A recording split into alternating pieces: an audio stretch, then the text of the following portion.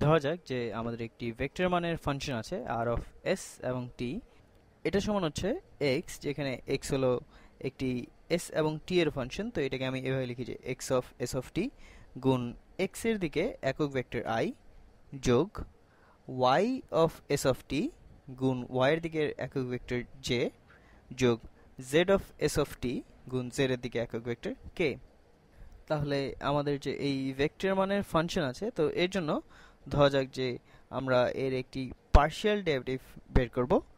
তো যে কোনো একটি পরিমাপক বা প্যারামিটার দিয়ে, যে এক্স এবং টি এর মধ্যে। তাহলে এটা আসলে মোটামুটি আমার মনে হয় স্বাভাবিকই হবে, উল্টাপাল্টা কিছু হবে না। আমরা আগে ভেক্টর মান ছাড়া এই ফাংশনের পার্শিয়াল ডেরিভেটিভ নিয়েছিলাম। সেখানে আমরা একটি চলকের সাপেক্ষে ডেরিভেটিভ নিয়েছি এবং অন্যটাকে আমরা ধ্রুবক ধরেছিলাম। তো এখানে আমরা ঠিক একই কাজ করব। আমরা ভেক্টর মান ফাংশনের সাধারণ ডেরিভেটিভ নিয়েছিলাম, তো সেখানে আমরা আসলে এই প্রত্যেকটা রাশির সাধারণ ডেরিভেটিভই পেয়েছিলাম। এখন আমরা এখানে দেখব যে সেই একই জিনিস হবে যখন আমরা এই পার্শিয়াল ডেরিভেটিভ নিব। তাহলে আমরা পার্শিয়াল ডেরিভেটিভ নিব আর এর জন্য এস এর সাপেক্ষে, এবং আমি আসলে এই এস এর সাপেক্ষে যাই করব তা তুমি শুধু এস এর জায়গায় টি বসাতে পারো এবং তুমি তাহলে আসলে একই উত্তর পাবে। তাহলে আমি এটাকে এভাবে সংজ্ঞায়িত করি যে এটা সমান হলো লিমিট যখন ডেল্টা এস জিরোর নিকটবর্তী হয় এবং আর অফ এস যোগ ডেল্টা এস, আমরা এখানে এস এর সাপেক্ষে পরিবর্তনের জন্য লিমিট বের করছি, এবং কমা টি। তো এখানে টিটাকে তুমি ধ্রুবক ধরতে পারো, বিয়োগ আর অফ এস অফ টি, এবং এই পুরোটা ভাগ ভাগ হবে ডেল্টা এস।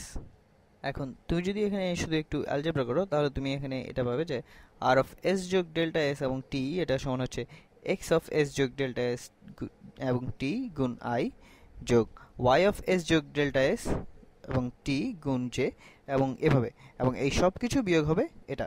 তো তুমি যদি এটা নিয়ে একটু অঙ্ক করো তাহলে তুমি এটা পাবে।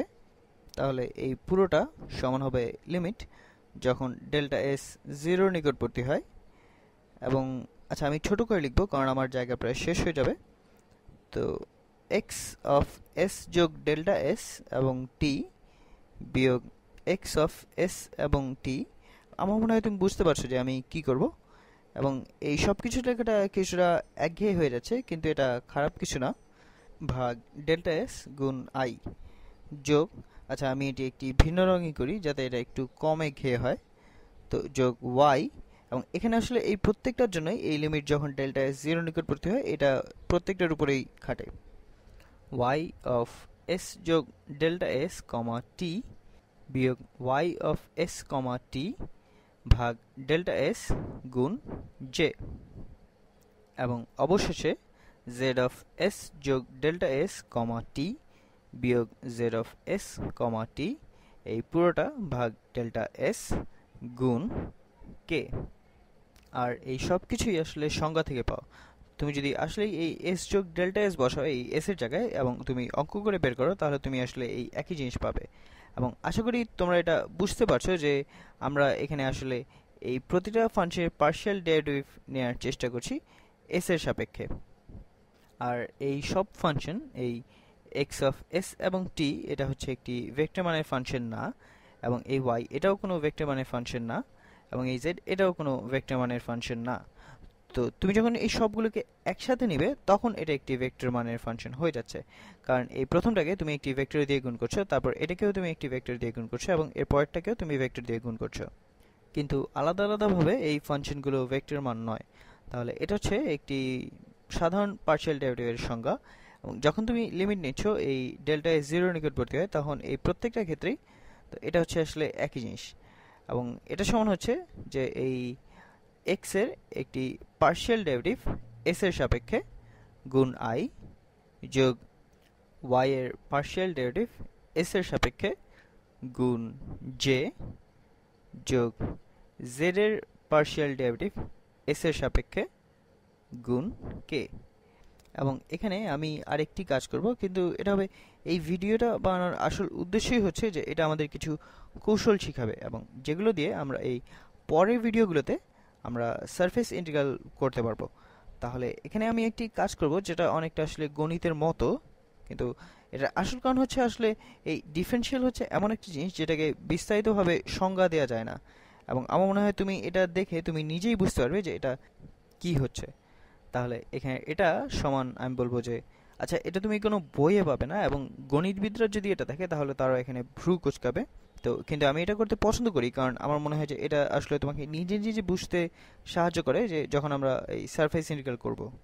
তাহলে আমি বলবো যে এখানে এই পুরো জিনিসটা এটা সমান হবে যে আর অফ এস যোগ ডিএস, অর্থাৎ এস এর ডিফারেনশিয়াল, এবং এটা আসলে খুবই ছোট একটি পরিবর্তন, এবং টি বিয়োগ আর অফ এস আর টি, এবং এই পুরোটা ভাগ সেই খুব ছোট পরিবর্তন। তাহলে আমি আশা করি যে অন্তত বুঝতে পারছো যে কেন আমি এই জিনিসটাকে এভাবে দেখি। তো যখন আমরা লিমিট নেই তখন আমরা এই ডেল্টা এস এটা অনেক খুবই খুবই খুবই ছোট হয়ে যেতে থাকে, এবং আমার মাথায় আসলে এটা ঠিক এভাবেই আমি ডিফারেনশিয়ালকে কল্পনা করি। তো যখন কেউ লিখে যে এই y এর ডেরিভেটিভ x এর সাপেক্ষে, এবং ধরা যাক যে তারা বলে এটা সমান হচ্ছে 2, তো আমরা আগে এই ডিফারেনশিয়াল নিয়ে কিছু অঙ্ক করেছি।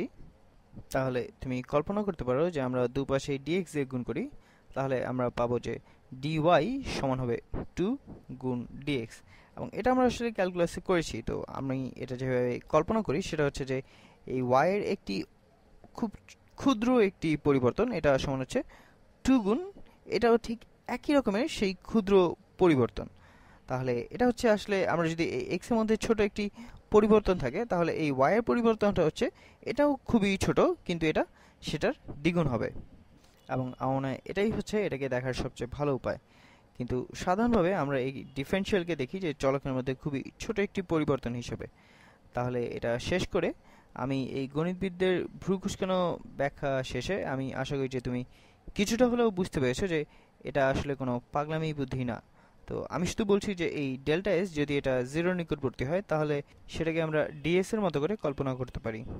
আর আমি আসলে যে কারণে এটা করেছি সেটা হচ্ছে যে এই পাশ আর এই পাশ, এই উভয় পাশেই আমরা যদি এই ডিফারেনশিয়াল ডিএস দিয়ে গুণ করি তাহলে কি হবে, তুমি বাম পাশে এটা পাবে যে আর এর পার্শিয়াল ডেরিভেটিভ এস এর সাপেক্ষে সমান হচ্ছে, ও আচ্ছা, গুণ ডিএস, এবং এটা আমি গোলাপি রঙে করব, গুণ ডিএস। এখন এটা হচ্ছে সাধারণ একটি ডিফারেনশিয়াল এবং এস এর মধ্যে খুব ছোট একটি পরিবর্তন। তো এটা সমান হবে, তুমি যদি এই পাশকে ডিএস দিয়ে গুণ করো তাহলে এটা চলে যাবে, তাহলে এটা হবে আর অফ এস যোগ ডিএস, এটা হচ্ছে এস এর মধ্যে খুবই ছোট একটি পরিবর্তন, এবং টি, এবং বিয়োগ আর অফ এস এবং টি। এখন এটার চারপাশে আমি দাগ দিয়ে দেই, এবং পরের ভিডিওতে এটা আমাদের কাজে আসবে। আর আমরা আসলে চিন্তা করবো এটা নিয়ে যে এর মানে কি এবং কিভাবে এটা একটি তলে কল্পনা করা যায়। এবং বুঝতেই পারছো যে এটা হচ্ছে একটি ভেক্টর। এখন তোমাদের দুটি ভেক্টর মানে ফাংশন আছে, তো তুমি এই দুটোর মধ্যে পার্থক্য বের করবে, এবং এটা আসলে আমরা পরের ভিডিওতে এটা প্রত্যক্ষ করার চেষ্টা করবো, এবং এটা আসলে আমাদের সারফেস ইন্টিগ্রালে অনেক সাহায্য করবে। এই একই যুক্তি দিয়ে আমরা এস নিয়ে যা যা করেছি আমরা টি নিয়েও সেই একই কাজ করতে পারি। তাহলে আমরা এই আংশিক বা পার্শিয়াল ডেরিভেটিভের সংজ্ঞা দিতে পারি। আমি এটা ছোট করে লিখি যে আর এর পার্শিয়াল ডেরিভেটিভের সংজ্ঞা, আচ্ছা আমি এটা অন্য একটি রং নিয়ে করি, এটা কমলা রং নিয়ে, হ্যাঁ। তাহলে আর এর পার্শিয়াল ডেরিভেটিভ এই টি এর সাপেক্ষে এর সংজ্ঞাটা হচ্ছে এখানে যে লিমিট যখন ডেল্টা টি জিরোর নিকটবর্তী হয়, আর অফ এস এবং টি যোগ ডেল্টা টি বিয়োগ আর অফ এস এবং টি। তো এই ক্ষেত্রে আমরা এস কে ধ্রুবক ধরছি, তো বুঝতে পারছো যে তাহলে টি এর পরিবর্তন দেখছি, তো এই পুরোটা ভাগ ডেল্টা টি।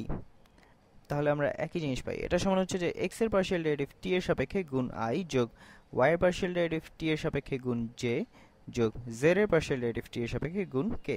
এটা আসলে একই জিনিস, তুমি শুধু এই এস এর বদলে টি নিয়ে করছো, এবং সেই একই যুক্তি দিয়ে তুমি এই একই জিনিস পাবে শুধু টি এর সাপেক্ষে, এই যেটা পুরোপুরি অঙ্ক না।